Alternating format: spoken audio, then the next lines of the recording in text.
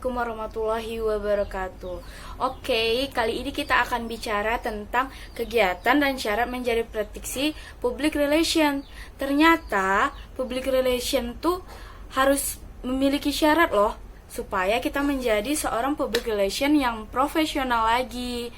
Nah, jadi public relation itu juga punya kegiatan. Jadi bakalan kita bahas satu persatu ya. Kita bakalan bahas kegiatan PR.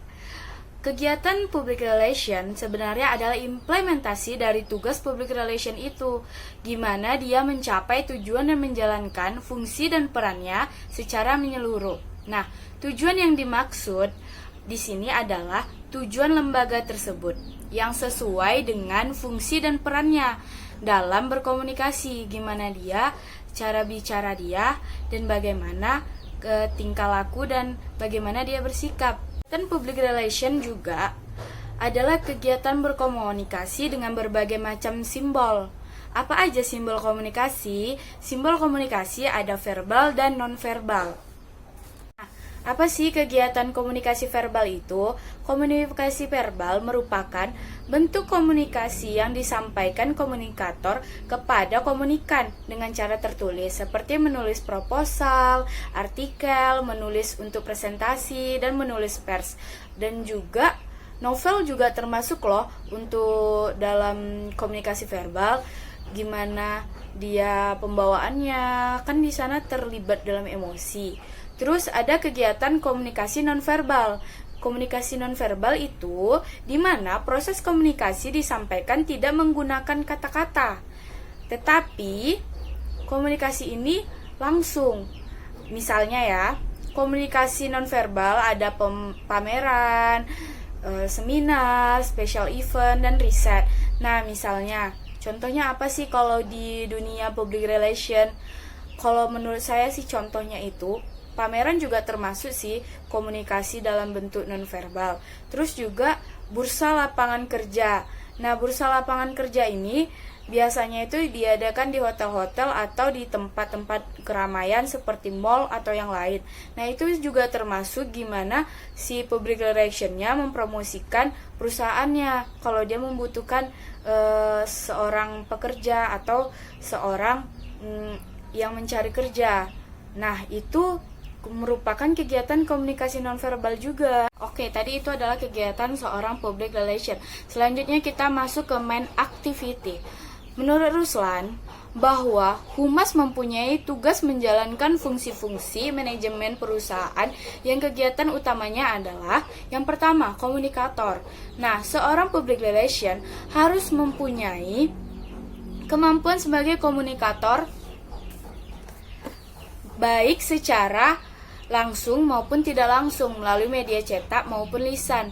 Nah, bagaimana dia berkomunikasi dengan baik dan benar, menggunakan bahasa yang baik, bagaimana dia memiliki sopan santun atau tidak, di sana akan terlihat. Yang kedua adalah backup management. Public relation juga harus mendukung kegiatan lain dari lembaga, misalnya seperti promosi. Nah, pemasaran dan pengoperasional yang guna untuk mencapai target perusahaan. Di sini, promosi juga merupakan backup manajemen, di mana gimana si public relation-nya bisa mengembangkan menggunakan kata-kata yang baik dan mengoperasionalkan untuk mencapai target perusahaan. Misalnya bulan ini tuh perusahaan memiliki target 10%. Bagaimana seorang PR-nya itu bisa membackup dan membantu si target ini bisa berjalan dengan benar. Selanjutnya, yang ketiga ada image maker. Nah, seorang public relation harus bisa menciptakan citra yang positif untuk mencapai reputasi, prestasi, dan target perusahaan. Nah, public relation ini adalah wajah dari sebuah perusahaan. Nah, perusahaan gimana sih maksudnya? Ini nih, kalau seorang public relation-nya berprestasi, dikenal semua perusahaan, pasti orang akan memiliki citra yang baik, citra yang positif. Kemarin sudah kita bahas kan?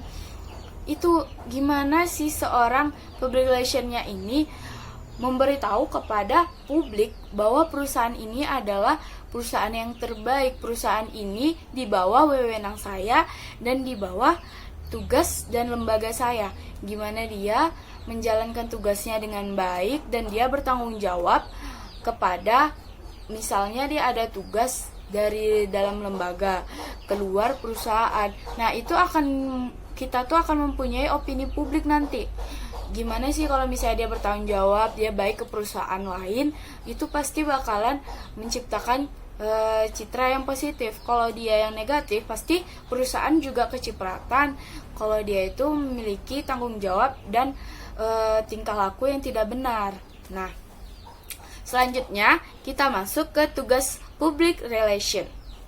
Yang pertama, ada mengimplementasikan, menganalisis, dan mengevaluasi kecenderungan perilaku publik. Kemudian, direkomendasikan kepada manajemen untuk merumuskan kebijakan perusahaan atau organisasi. Nah, ini dia harus bisa cepat tanggap dan melihat situasi kondisi di luar lingkungan perusahaan. Jadi kalau misalnya ada yang buruk atau gimana, misalnya kayak lulusan UNP nih nggak diterima di perusahaan A, itu kenapa?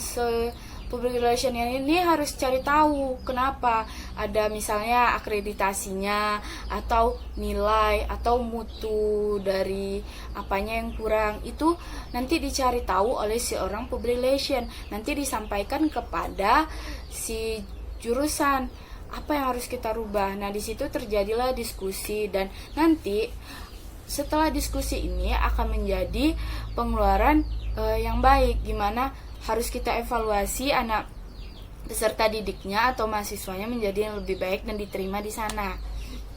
Contohnya juga misalnya dari tidak tahu jadi mengetahui, dari apatis jadi peduli, prasangka jadi menerima. Yang kedua, ada mempertemukan kepentingan lembaga dengan kepentingan publik.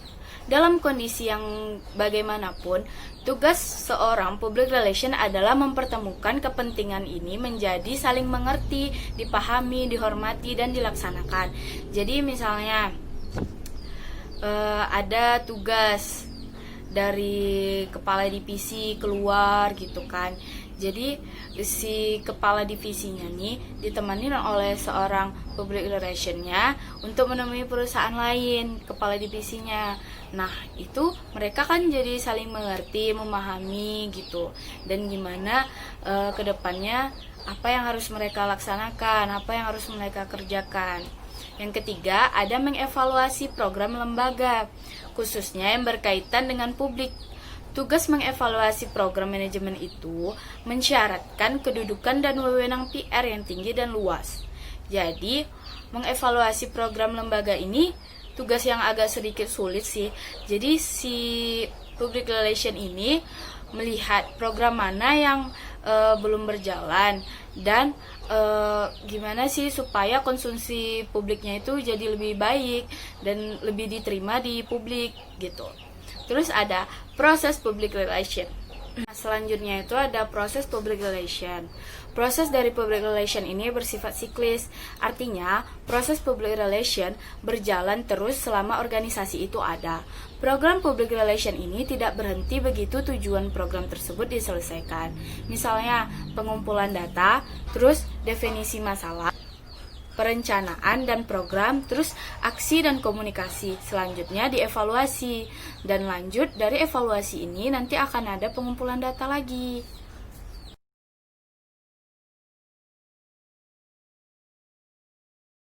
Nah, selanjutnya ada syarat menjadi praktisi public relation.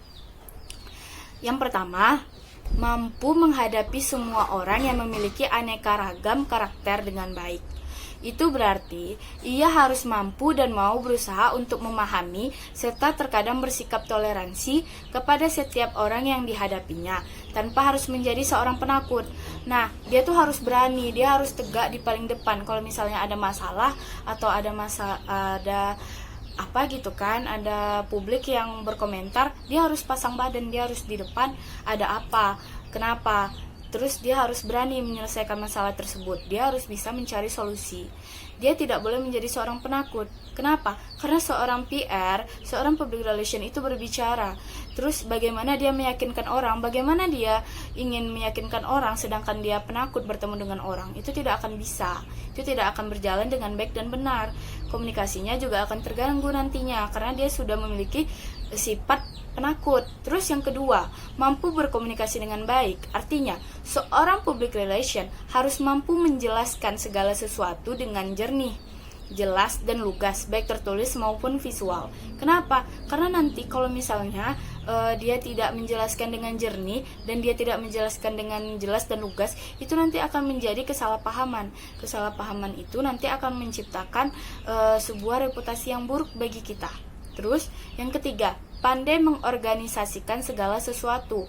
Hal ini tentunya menuntut suatu kemampuan perencanaan yang prima. Jadi kita tuh harus mengorganisasikan segala halnya itu. Seorang public relation ini harus dia tuh harus memiliki perencanaan yang matang. Dia harus memiliki perencanaan yang benar-benar harus dia jalani dengan baik gitu.